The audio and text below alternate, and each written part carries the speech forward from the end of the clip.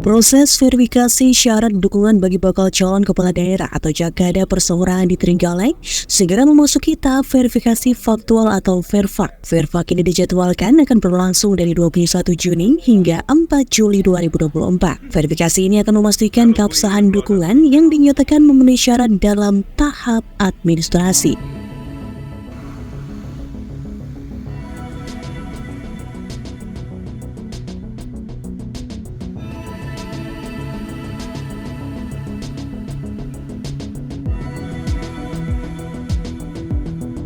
Ketua KPU Trenggalek Kistati Navia menyampaikan jika pelaksanaan verifikasi faktual akan segera dilakukan setelah pihaknya menerima dan mengunduh lembar kerja VERFAK dari aplikasi Silon Gada. Dalam verifikasi ini, tim KPU akan turun langsung ke lapangan untuk menemui pendukung yang dinyatakan memenuhi syarat dalam tahap verifikasi administrasi atau VERMIT.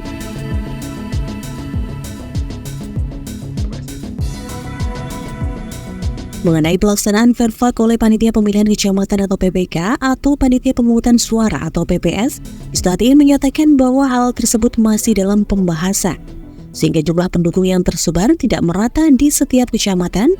Penentuan tim verifikator akan disesuaikan dengan jumlah pendukung di masing-masing wilayah.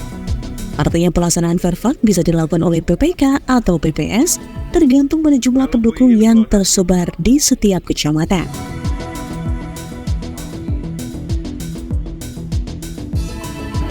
Ini masih kita bahas ya, karena secara sebaran kan tidak merata. Artinya masing-masing kecamatan tidak sama jumlahnya. Bisa jadi nanti yang sedikit jumlah pendukung yang memenuhi syarat itu teman-teman verifikator KPU. Kalau yang banyak itu bisa dari PPK ataupun dari PPS. Karena juga ada klausul dapat kemudian merekrut untuk tenaga verifikator, tapi ini masih kita bahas, kita simulasikan dulu dengan jumlah pendukung yang dinyatakan MS di kecamatan tersebut dengan ketersediaan SDM dari PPS dan juga PPK, apakah itu nanti mencukupi dalam waktu kurang lebih 14 hari atau tidak. Ini masih akan kita simulasikan.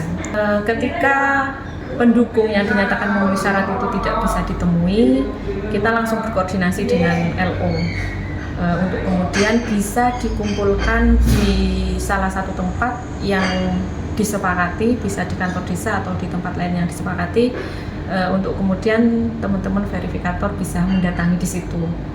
Kemudian ketika step kedua itu tidak bisa dilakukan, maka bisa kita menggunakan video call. Jadi tatap muka langsung melalui HP, termasuk juga nanti menunjukkan identitasnya.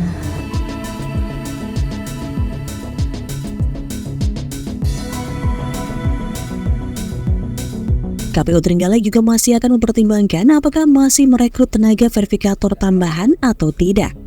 Karena sesuai ketentuan juga ada klausul yang berbunyi dapat merekrut tenaga verifikator.